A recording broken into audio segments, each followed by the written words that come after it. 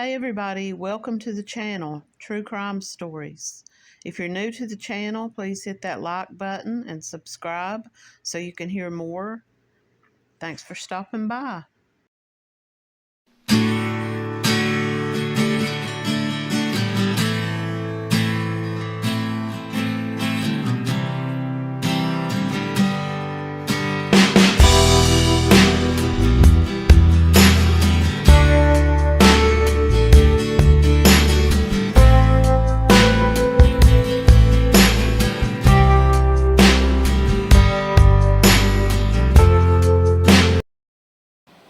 I wanted to follow up a little bit on a story that I did a while back. This is a very well-known story for people who, especially people who follow the John Doe, Jane Doe type stories. And this one was a story about a man who was found in Kentucky in a barn, and his hands had been removed. Now he remains unidentified, but his DNA has developed a profile of him. Now, in the story, there were several people who were considered to maybe possibly have been matches. And one of these was a man from West Virginia. And this man had a European background. And he had just suddenly disappeared. These two men had a lot of similarities. They both wore these types of crew cut type, flat top, what they used to call flat top haircut. They both had shrapnel scars on their bodies from possibly either maybe in some type of war or possibly just having been shot previously in their life. But genetic genealogists with the DNA Doe Project are seeking the public's help to identify a man found in a tobacco barn off Kentucky State Highway 22, about 7.5 miles west of Dry Ridge. Now, Dry Ridge is in the northern part of Kentucky. The victim was shot twice in the back of the head, and he was stripped of all his clothing. His hands were severed from his arms. Forensic scientists determined the man to be a Caucasian, 6 foot 5 inches tall, around 25 to 35 years of age, and believed to have weighed around 220 pounds. He wore his hair he had medium brown hair, and he wore it in a crew cut with very short sideburns. Now, it's believed that he had been in the barn for approximately 2 weeks when he was found. This was a homicide, and the Kentucky State Police requests anyone with information on this case to contact the agency. After exhausting all leads, investigators brought in the DNA Doe Project in 2020 to try a new type of DNA analysis. After uploading John Doe's profile to databases such as GEDmatch and Family Tree DNA, they analyzed the DNA relative matches. The volunteer expert investigators determined that the man was most likely from Croatia, Serbia, or Romania. And this may explain the shrapnel, the scars on his body, because he could have been in some type of battle in those countries.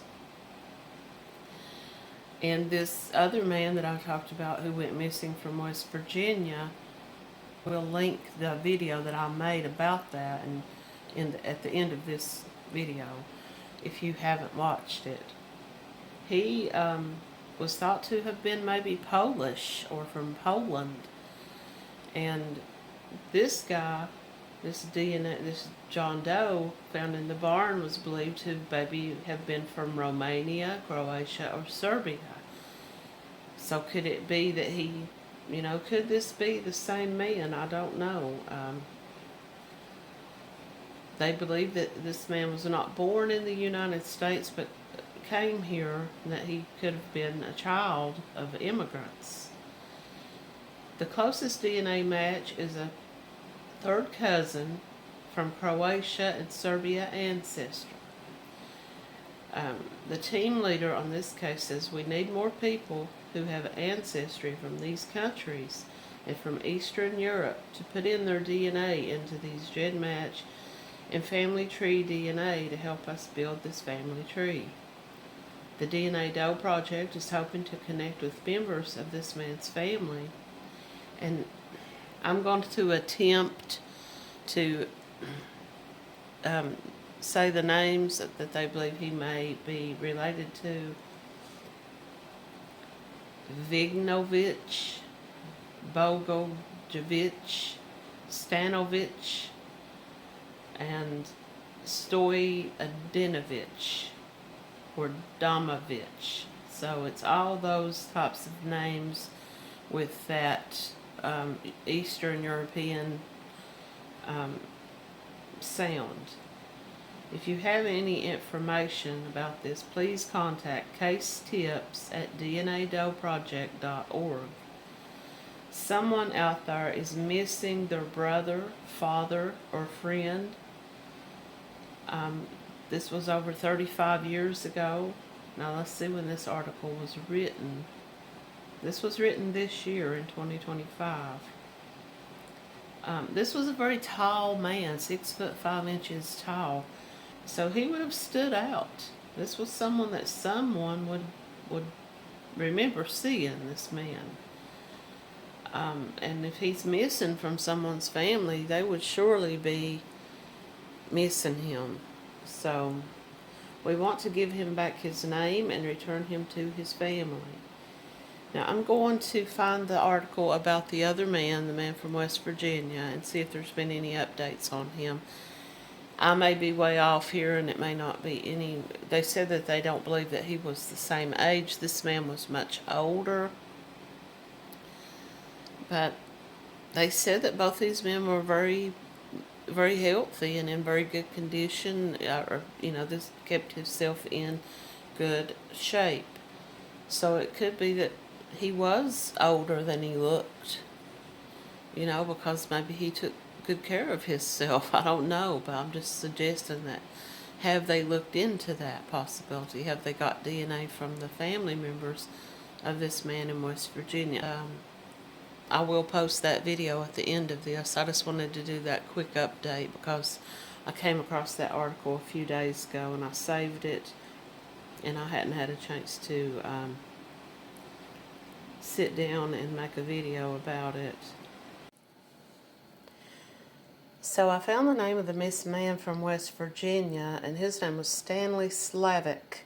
And I remembered that his name was something, and they said that he was of Polish descent. Now, one similarity that this man had with the John Doe was that they both had shrapnel scars in their legs. They were both thought to have been military background, possibly because of this, and both Polish descent, both Eastern European descent. And so even though they believed the Grant County John Doe to have been much younger, it's a possibility, and I don't know if DNA was ever done to link these two men or not. I don't know if this Stanley Slavic had living relatives who could put in their DNA.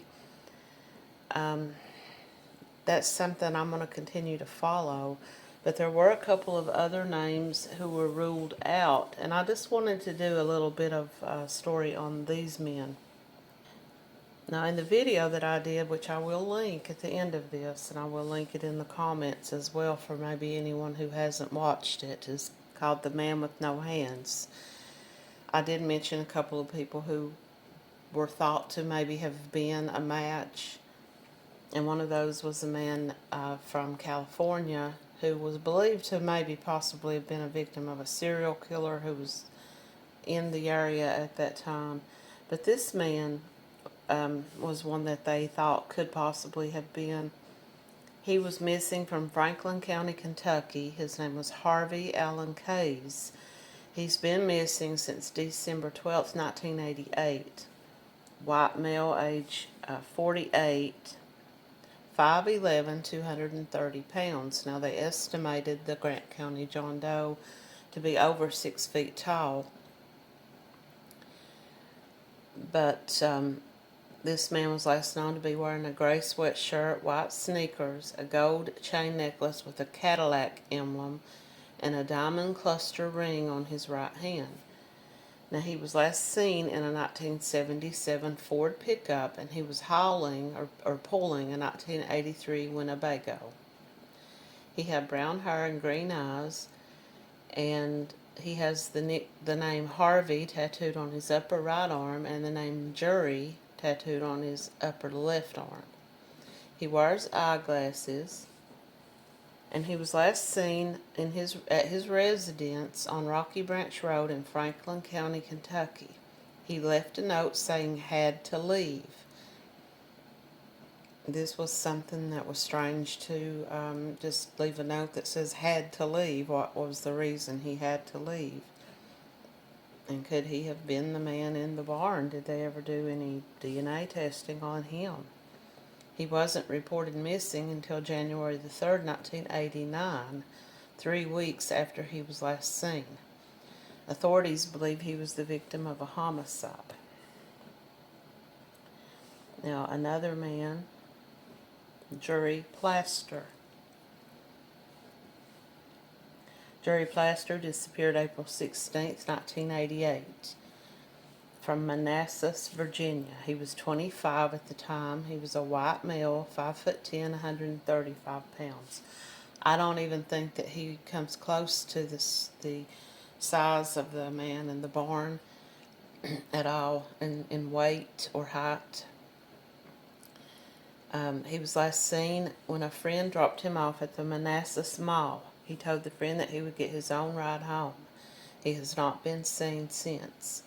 His family says this was uncharacteristic of him. He has black hair, brown eyes, and a pierced left ear.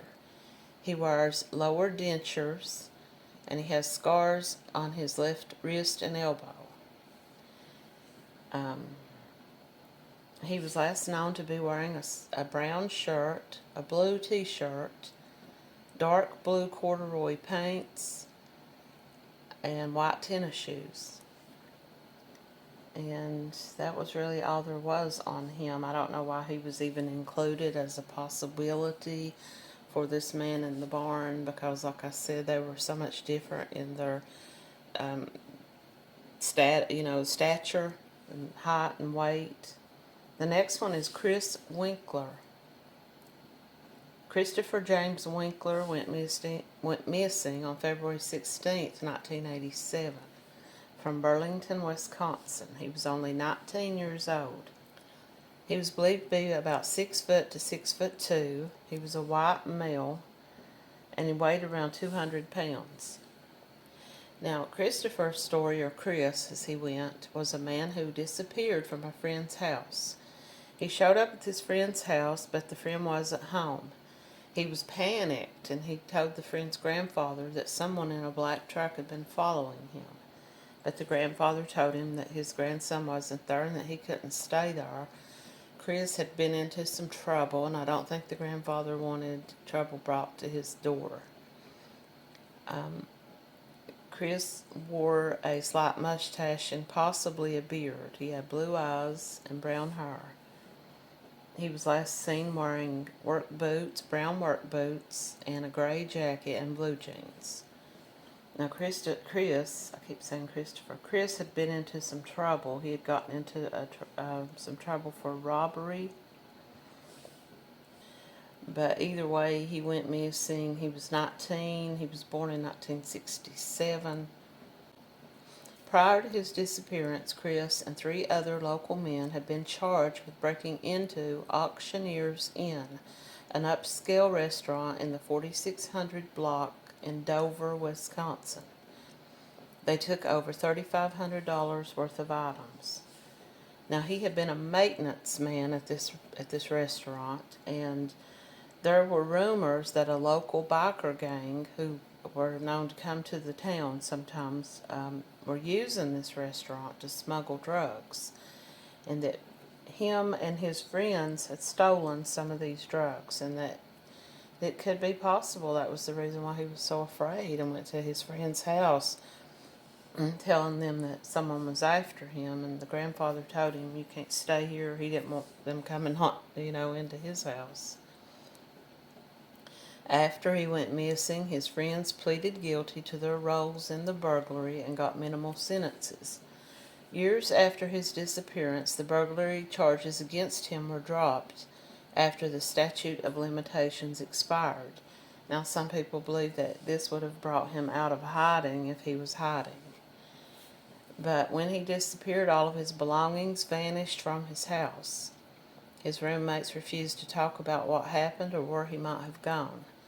Two of his friends assisted in the burglary, owned a black truck. So is it possible that they thought that he was going to talk and he was going to tell what happened and get them all into trouble? He was very young, only 19. So maybe they thought he might be trying to make some kind of plea deal, and maybe they were the ones that did something to him. Police and his family believe that he was murdered the night of his disappearance. He had numerous associates who were involved in serious criminal activity, and members of his family were threatened after his disappearance. So now he was one that they considered, but I don't think there was any way at all that he was the man in the barn, the man with no hands. But DNA is bringing this case closer to being, to this, hopefully, to this person, this John Doe's name to be restored, even if the story of what happened to him isn't. But I'll continue to follow this story and the updates that come about, and thanks for watching.